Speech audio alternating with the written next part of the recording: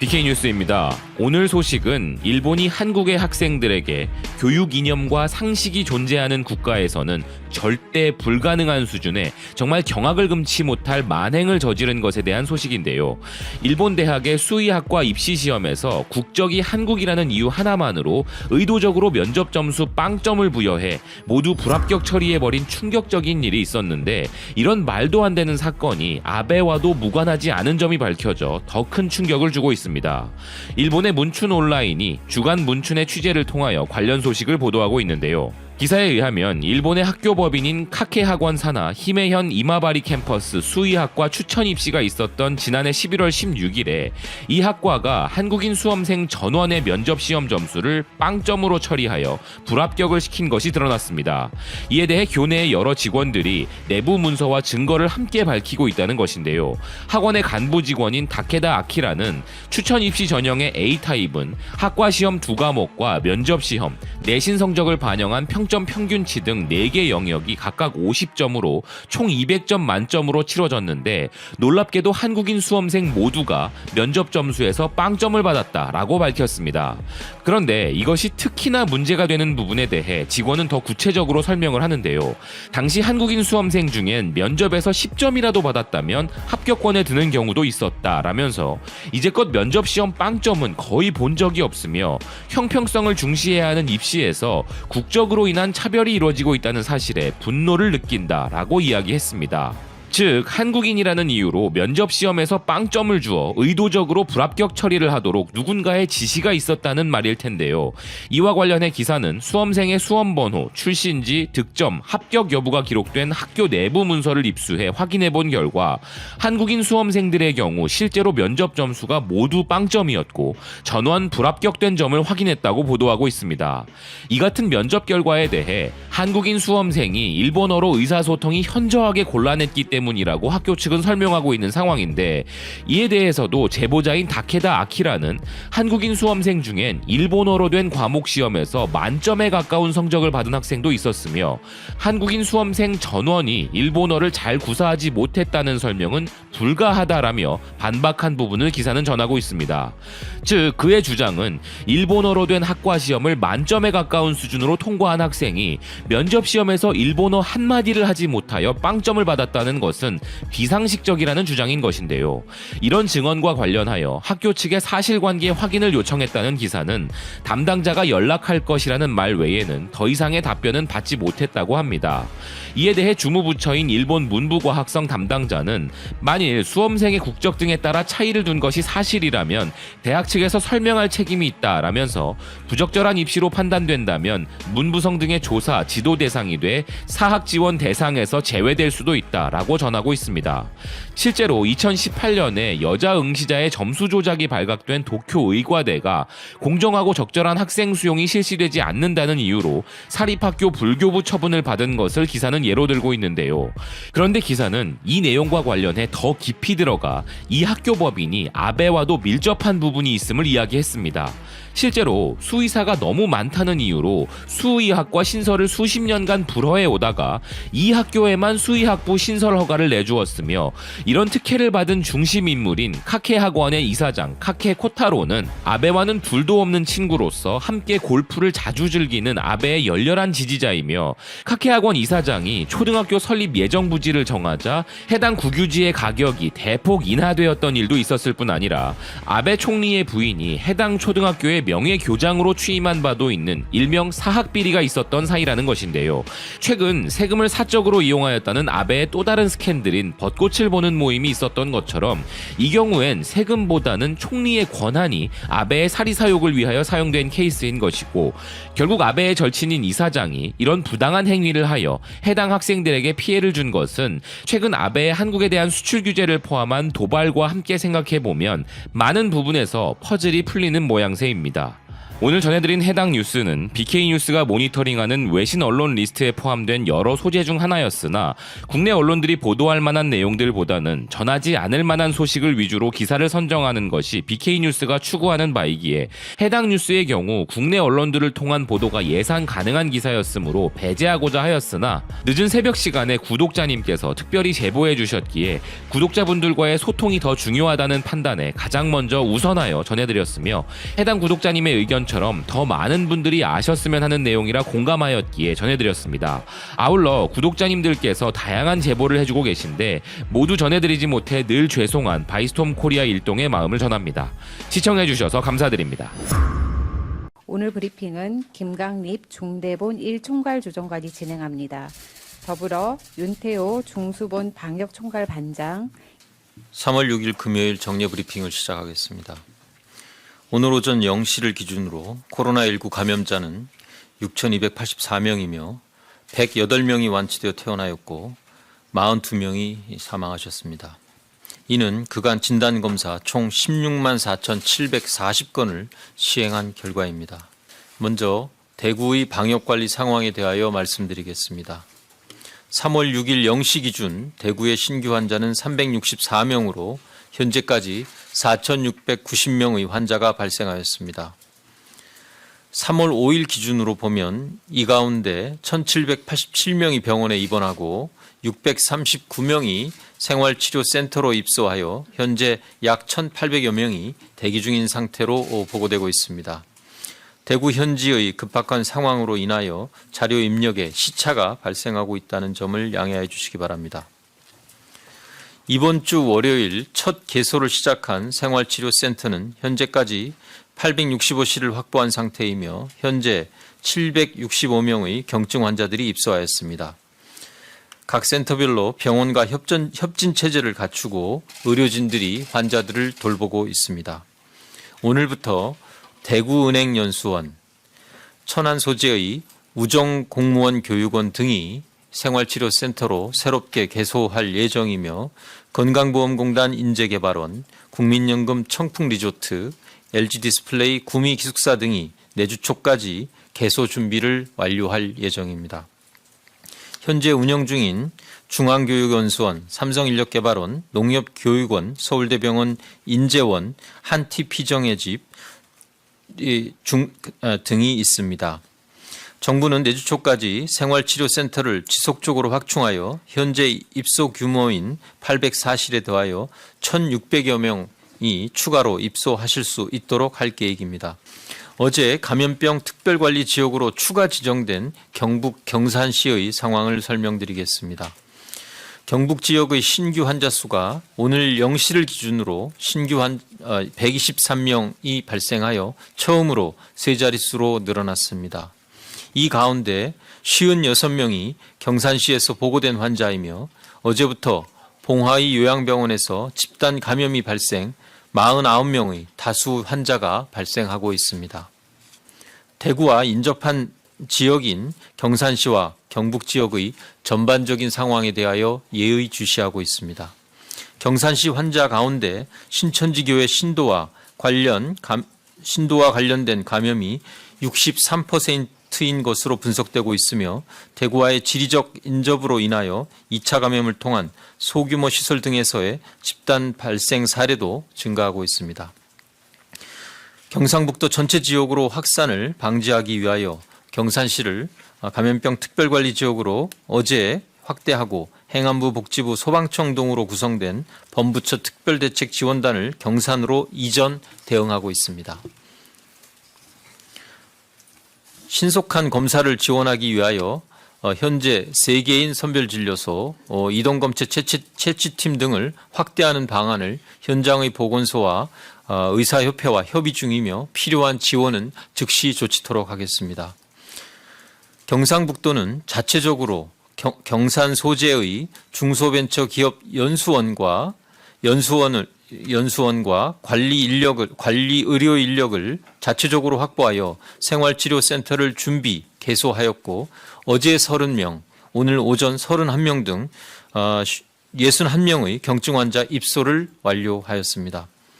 지방자치단체의 선제적인 대응이 돋보인 모범 사례로 평가되며 중대본은 이 시설을 오늘 국가지정센터로 지정 전환하고 향후 필요한 지원을 아끼지 않을 계획입니다. 경산 지역 확진 환자가 입원해 있는 포항의료원과 안동의료원에 필요 인력 배치를 확대하고 방역물품 등에 대한 추가 지원 요청이 있을 경우 적극 지원토록 하겠습니다. 한편 최근 경상북도와 경산시 등에서 고위험군이 생활하고 계시는 소규모 생활시설에서 발생하고 있는 집단 감염 사례를 방지하기 위하여 중대본 차원에서 다시 한번 일제 점검을 계획하고 있습니다. 다음으로 중증 환자 병상 관리 계획에 대하여 설명드리겠습니다. 정부는 현 상황에서 중증 환자의 치료 역량을 갖춘 상급 종합병원 등을 중심으로 중증 확진 환자 치료를 위한 병상 확보가 추가 피해 최소화를 위하여 매우 중요한 과제로 인식하고 있습니다. 현재 29개의 국가지정 격리 치료기관에서 운영 중인 음압병상은 모두 198개입니다. 환자가 급증하는 상황에서 중증 환자 치료를 위한 병상을 추가 확보하기 위하여 16개 국립대학교 병원장 회의를 개최하여 긴급하게 가동할 수 있는 중증 환자 치료병상 250개를 3월 중 신속하게 확보할 계획입니다. 우선 이번 주에 77개의 병상을 추가 확보하며 최대한 신속하게 250여 개까지 중증 환자 병상을 확보하도록 긴밀하게 논의하고 있습니다. 서울대학교 병원의 경우에는 교수 연구동을 다른 건물로 이전하여 이 연구동을 병실로 개조하고 있는 한편 일반 중환자실을 음압 중환자실로 전환하여 병동 전체가 중증 환자 치료가 가능한 음압격리 병동으로 확충하는 방안을 논의하고 있습니다. 이와 함께 80여 개의 상급 종합병원과 규모가 유사한 종합병원들과도 중증 환자 치료를 위한 병상 확보를 위하여 협의를 진행 중이며 구체적인 방안이 마련되면 추가 설명드리도록 하겠습니다. 병상 확충과 함께 중증 환자가 적시에 치료받을 수 있도록 기관 간의 환자 전원 체계를 잘 갖추고 가동토록 하는 것도 매우 중요합니다.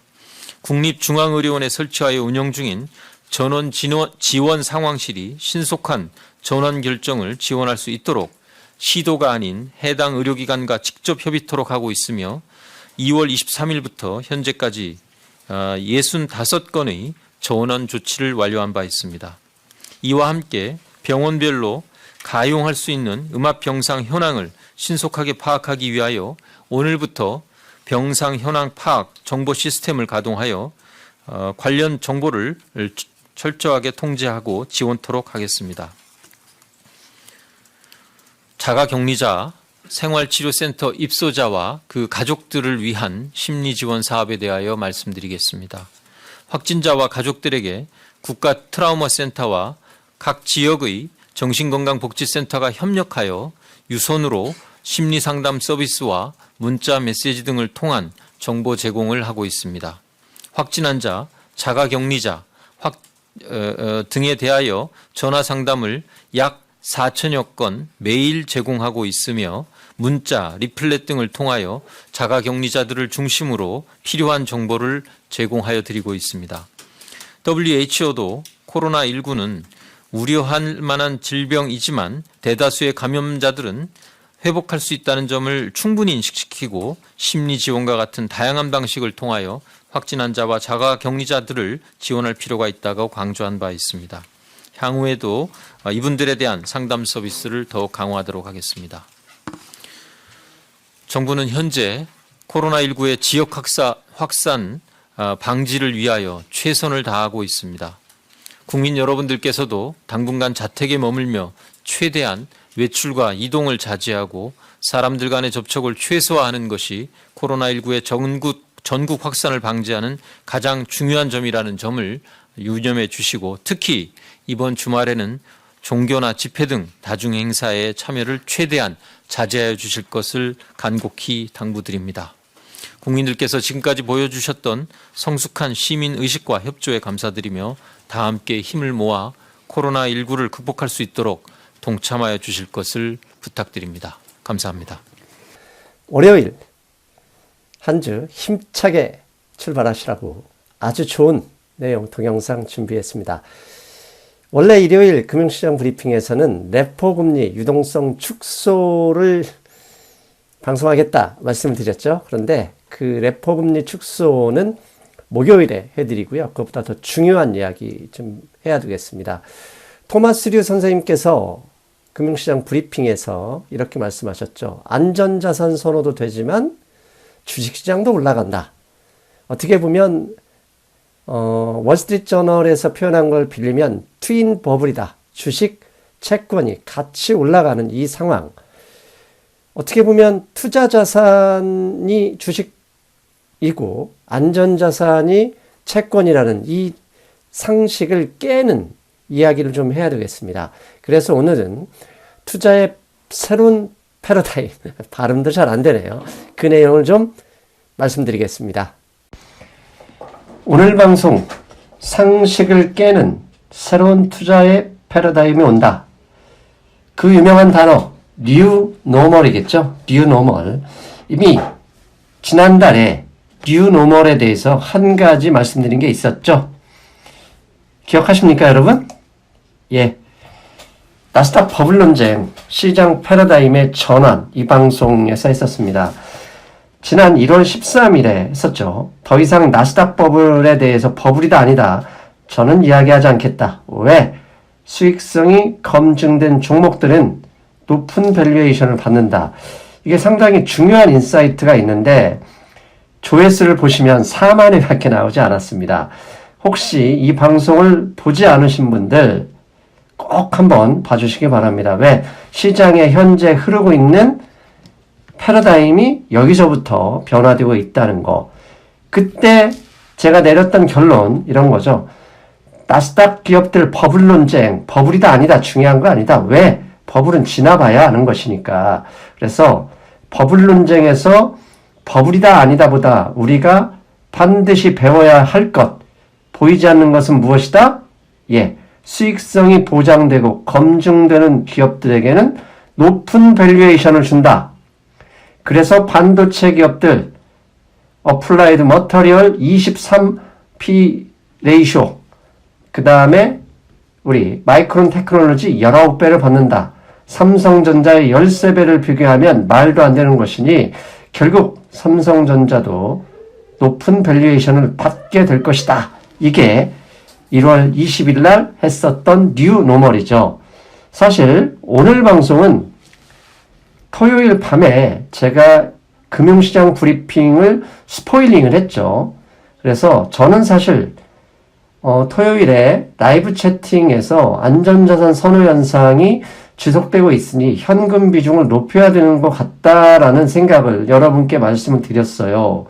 그런데 토마스 류 선생님과 인터뷰하는 중에 제가 잘못 생각할 수도 있다라는 생각을 했고 그 내용을 일부 커뮤니티 게시판에 올렸죠. 그런데 그날 부자 박사님, 닉네임이 부자 박사님이 이렇게 제 글에 댓글을 달아주셨어요.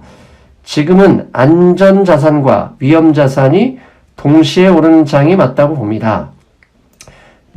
모든 돈이 미국으로 몰려서 자금이 넘치니 안전자산에도 투자되고 위험자산에도 투자되는 진정한 버블이 있다고 봅니다.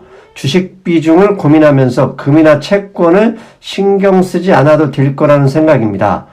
저 부자 박사님이 누군지를 모릅니다. 이 자리를 빌어서, 이 방송을 빌어서 일단 저를 깨워주셨어요. 그래서 그 점 감사하다는 말씀 드리고요. 이렇게 댓글에 한 분 한 분 상당한 인사이트, 통찰력이 대단한 댓글을 볼 때마다 저도 많이 배웁니다. 앞으로 부자 박사님 그리고 다른 분들도 저를 좀 깨워주시고 인도하는 댓글 계속 부탁드립니다. 그래서 부자 박사님이 저를 깨운 이 댓글을 통해서 저도 다시 한번 생각해 봤습니다. 그래서 지금부터 그 생각해 본 이야기를 여러분께 알려드립니다. 지난 주말 우리나라 신문에도 이런 뉴스가 나왔습니다. 채권 펀드 자금유입 사상 최대. 결국 우리가 안전자산 그러면 채권이잖아요. 채권 펀드의 자금이 늘어나면 위험자산보다는 안전자산을 선호하는구나 라고 해석해왔죠. 그런데 부자 박사님이 말씀하시는 것처럼 누구나 다 알고 있는 사실은 더 이상 상식이 아닐 수도 있다. 그런 생각을 해봤습니다. 지난주 연합인포맥스 2월 14일 뉴스 제목입니다. 미 국채 30년물 입찰에서 2.061% 사상 최저금리, 입찰금리는 사상 최저금리가 기록됐어요. 물론 아직 현재 채권 수익률이 여기까지 아니었지만 작년 10월에 기록했던 금리, 입찰금리를 다시 한번 깼어요. 그리고 이것뿐만 아닙니다. 2월 14일 CNBC 뉴스에는 투자자들이 플라킹 투 본드 펀드, 즉 본드, 채권 투자 펀드의 레코드 넘버스, 한 주간 기록 약 40억 달러 정도 한 주간의 채권 펀드로 들어왔는데요. 이 정도 금액은 주간 단위 역사상, 주간 단위 기록상 펀드 유입 금액으로는 사상 최다라고 합니다. 앞에서 30년물 채권 금리가 입찰에서 최저치를 기록했고 채권 펀드 유입의 사상 최대 금액. 이건 결국 안전자산 선호 현상일 수 있죠. 특히 지금 현재 보시는 채권 펀드 자금 유입 그림에서 오른쪽 빨간 박스 보이시죠? 저게 올해 1월, 2월 두 달간에 걸쳐서 나타나는 흐름입니다. 채권 펀드 유입이 늘어났지만 올해는 어마어마한 수준, 매 주간 200억 달러를 넘어서고 있고요. 지난주에는 236억 달러. 우리가 생각할 때 안전자산이 저렇게 많이 오르면 주식시장이 빠져야 되는데 그러지 않았죠. 주식시장 여러분도 알고 계시듯이 사상 최고치를 기록했어요. 그러는 내내 채권 펀드 유입도 사상 최대를 기록하고 있다. 그렇다면 채권처럼 채권 펀드에 유입되는 금액만큼 주식 투자 자금 유입도 계속되고 있는 이 상황을 우리는 어떻게 해석해야 될까? 그 해석을 위해 먼저 주식 투자 자금이 지난주에 무려 130억 달러가 유입됐는데 도대체 어느 주식들로 들어오고 있는지 살펴볼 필요가 있겠다. 그래서 살펴봤더니 증시 전체에 유입되는 것이 아니라 빅테크 기업에만 유입되고 있었다. 라는 사실을 확인할 수 있었습니다. CNBC 앞에서 채권 투자 자금의 플라킹 투 더 본드라고 했는데 이번 뉴스는 largest US growth stock, 대형 미국의 기술 성장주에 자금이 유입되고 있다는 제목입니다. 그러면 어떻게 자금 유입되고 있는지 살펴봤더니요. CNBC에 나와 있는 그림인데요. 이게 MGK와 DGT 두 개 ETF를 비교한 겁니다. 검정색은 MGK인데요. 미국의 대형 기술 성장주, 한마디로 빅5 기업 위주다 보시면 되고요. DGT는 글로벌 대기업 중 150개 기업에 투자하는 펀드를 얘기합니다. 그래서 MGK는 미국의 빅5 위주 기업의 ETF, DGT는 미국을 비롯한 전 세계 주요 150개 기업에 투자하는 ETF인데 빨간 박스 보이시죠? 올해 1월부터 이게 다이버전스가 발생했습니다. MGK, 빅테크 5 기업 위주로 투자하는 MGK의 수익률은 계속 코로나 바이러스에 상관없이 올라갔지만 전 세계 글로벌 150개 기업을 추종하는 DGT는 오르고 내리고 할 것 없이 거의 내렸지만 좀 올라와서 똔똔 상황을 기록하고 있습니다. 즉 글로벌 경기 침체, 코로나 바이러스로 인해서 중국발 경제 성장률 하향 위험에도 불구하고 그나마 수익성을 지속할 수 있는 주식은 미국 기술 성장주밖에 없다. 그러니 안전자산 채권도 투자하지만 나는 수익성이 검증되고 향후 보장되는 MGK 글로벌 150개가 아닌 미국의 빅테크 5개 위주로 투자할 거야 라는 심리가 흘러가고 있는 걸 보여주는 거죠. 자, 이게 글로벌 150개 기업만 나오는 게 아니라요. 미국의 라지캡 인덱스와 미드캡입니다. 즉 중견기업의 수익률 비교한 그림인데요. 라지캡, S&P 500 기업의 라지캡은 거의 상위 20% 기업을 말한다라고 생각하면 됩니다.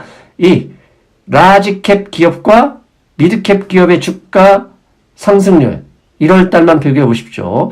위쪽은 라지캡, 대기업 기술 성장주 위주고요. 아래는 중견기업. 중견기업은 거의 오른 게 없지만 미국의 라지캡, 빅5 위주로 되어 있는 라지캡은 그냥 올랐습니다. 자, 스몰캡과 비교할까요? 러셀 2000 위주로 구성되어 있는 스몰캡은 오르지 오른 것이 없습니다. 밑에 쪽에 있습니다. 위쪽에 대기업, 빅5 위주의 대기업은 무려 8% 가까이 올랐습니다. 자, 글로벌 150개 기업만이 문제가 아니라 미국에서도 중소기업, 소기업 이 자체도 오른 게 없는 거예요. 즉 미국의 빅5 위주의 라지캡, 대기업만 주가가 올해 1, 2월에 올랐다. 그렇다면 다른 나라도 비교할 필요가 있겠죠. 지금 검정색은 미국의 라지캡입니다. 대형 기업이고 아래는 미국을 제외한 선진기업들이에요. 선진기업들은 올해 마이너스입니다. 그런데 미국의 라지캡은 그냥 올랐습니다. 자, 이거 어떻게 생각해야 될까요? 그래서 이제 여기까지 보셨으니 하나씩 상승미소 정리를 해나갈 상황입니다. 코로나 바이러스 119, 우리가 알고 있는 폐렴균이죠.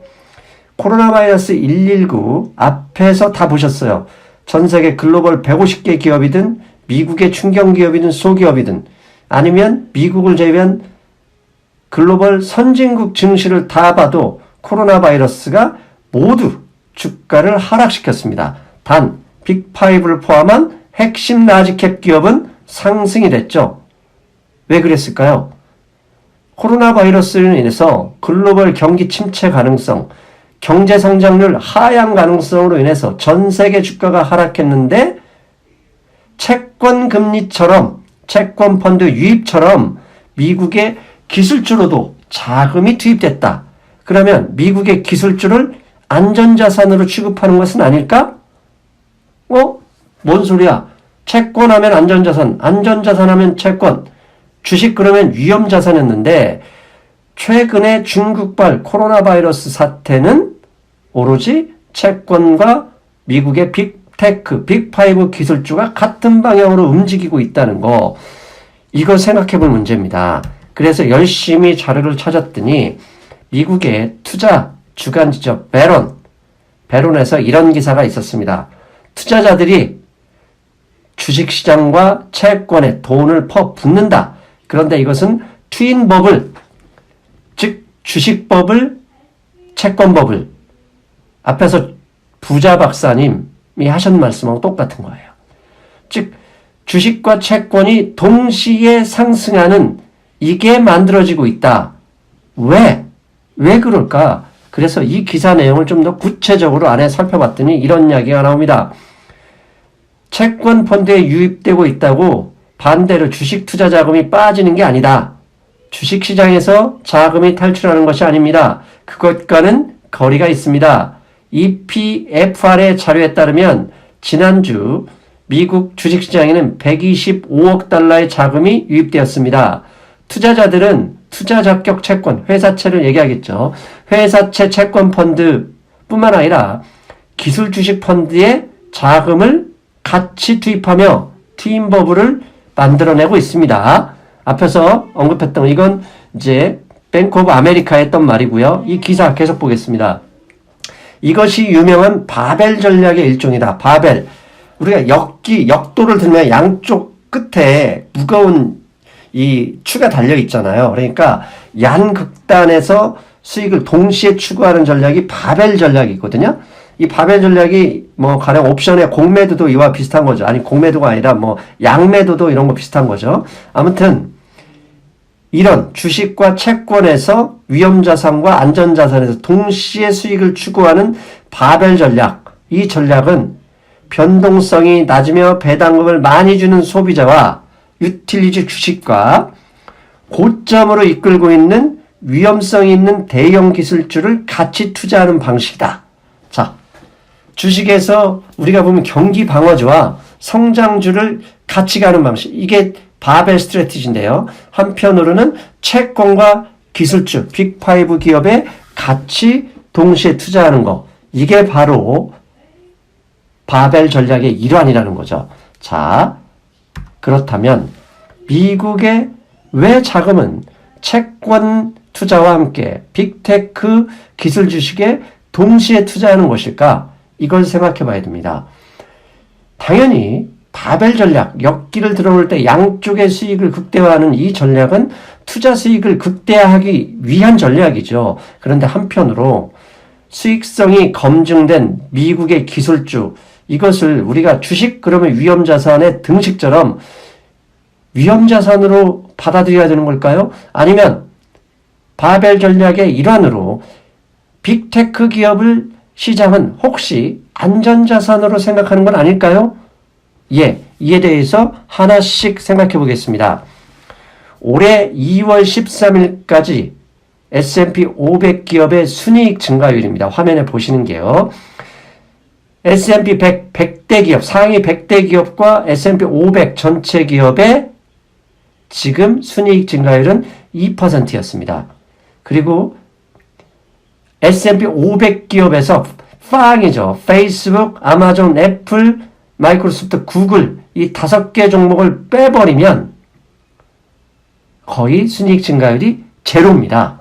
그리고 맨 왼쪽 페이스북, 애플, 아마존, 마이크로소프트, 구글 이 5개 기업, 빅5 5개 기업의 어닝 시즌의 순이익 증가율은 16%였다는 거. S&P 100이나 S&P 500 기업의 무려 8배. 그리고 S&P 500 기업에서 저 5개의 기업을 빼면 순이익 증가율은 제로였다는 거. 이게 무슨 의미 있겠습니까? 즉, 첫째로 기술 주식이 올라가는 건 일단 저렇게 수익성이 확인됐기 때문에 오르는 것이다. 라고 일단 받아들이고요. 두 번째, 작년 4분기 S&P 500 기업의 전체 주식시장 상승률은 25%였어요. 그런데 25% 상승을 이끌었던 것에 무려 45%가 IT, 인포메이션 테크놀로지, IT 기업이었다는 거.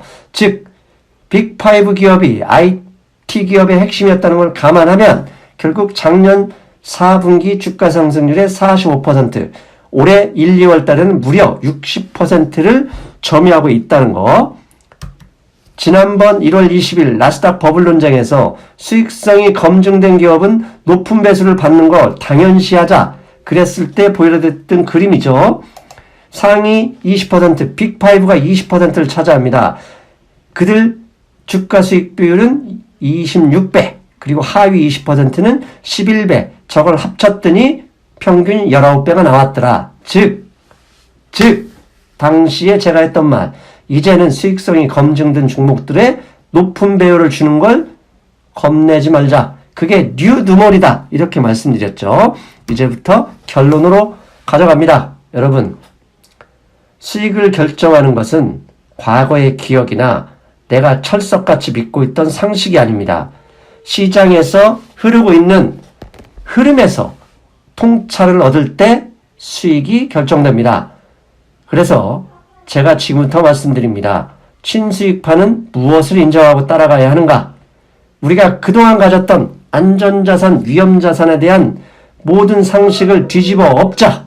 그래서 친수익파가 인정하고 따라야 할 3가지 결론 지금부터 말씀드리겠습니다. 첫 번째, 코로나 바이러스 사태가 마무리된 이후 세계 경제는 회복이 될 것이다. 그런데 그 회복 속도가 가장 빠른 분야는 어디냐? 어디겠습니까? 예, 빅테크, 5 기업을 주로 하는 4차 산업혁명 관련 주식이 있죠. 성장을 위해 어차피 중국 정부나 미국 정부가 기업을 리딩한다면 결국 그 기업은 4차 산업혁명이 될 수밖에 없다. 왜? 세상을 이끄는 기술이니까. 이 얘기는 골드만삭스도 최근 중국과 관련해서 이렇게 리포트를 하나 냈습니다. 핵심 내용은 이겁니다. PCB, 광섬유 디스플레이, 이게 후베이성 일대에 이 공장들이 많이 있습니다. PCB, 광섬유 디스플레이는 일정 기간 생산 회복을 하는데 위험 요소가 많지만 반대로 반도체, LCD, 자동차 부품 산업은 회복력이 무척 빠를 것이다. 반도체 기업 나왔습니다. 그리고 제가 지난번 글로벌 서플라이 체인 훼손됐을 때 PCB, 회로 기판, 반도체 패키지 기판, 한국 기업은 상당히 유리한 상황이라는 거 다시 한번 여기서 확인할 수 있죠. 자, 첫 번째가 그거였고, 두 번째, 수익성이 검증된 기술 기업의 높은 밸류에이션은 이제 뉴노멀이 아니라 상식이다. 그런 기업은 플랫폼, 인공지능, 클라우드 및 반도체 핵심 기업이라는 거죠. 즉, 채권만이 안전자산이 아니라 수익성이 검증되고 확인되고 앞으로 포워드 예상되는 수익성이 틀릴 것 같지 않은 기업들은 그런 기업의 주식은 안전자산으로 시장은 보고 있다는 거죠. 아주 중요한 얘기입니다. 수익성이 검증된 종목들, 플랫폼, AI, 클라우드 및 반도체 핵심 기업은 더 이상 채권과 반대의 위험자산이 아니라 채권과 동일한 안전자산으로 시장이, 미국 시장에선 보고 있다. 세 번째, 이 모든 게 가능한 건 결국은 미국과 중국, 그리고 ECB, 일본 중앙은행 등 글로벌 중앙은행이 유동성 지원을 계속하고 있기 때문이다. 즉, 이런 유동성 지원에 의해서 뭐죠? 주식시장은 결국 올라가는데 중국과 같은 작은 이런 일시적 현상들은 결국 극복이 될 것이고 그 극복의 선두에서 가장 먼저 선두에 설 수 있는 종목은 AI 플랫폼, 반도체 및 클라우드 기업. 그런 기업들은 더 이상 위험자산이 아니라 채권과 같은 안전자산으로 보는 경향이 있다. 그래서 높은 밸류에이션을 주고 있다는 거 아셨죠? 그런데 이 이야기를 하면 나는 아니다. 인버스를 사겠다. 이런 겁없는 말씀을 하시는 분들이 있습니다. 그분들께 이 말씀 전해드리고 저는 방송을 마치겠습니다. 중앙은행과 트럼프에 맞서다가 쌍코피 터진다. 터질 수 있다 아닙니다. 터진다. 아시겠습니까? 아시겠습니까, 여러분?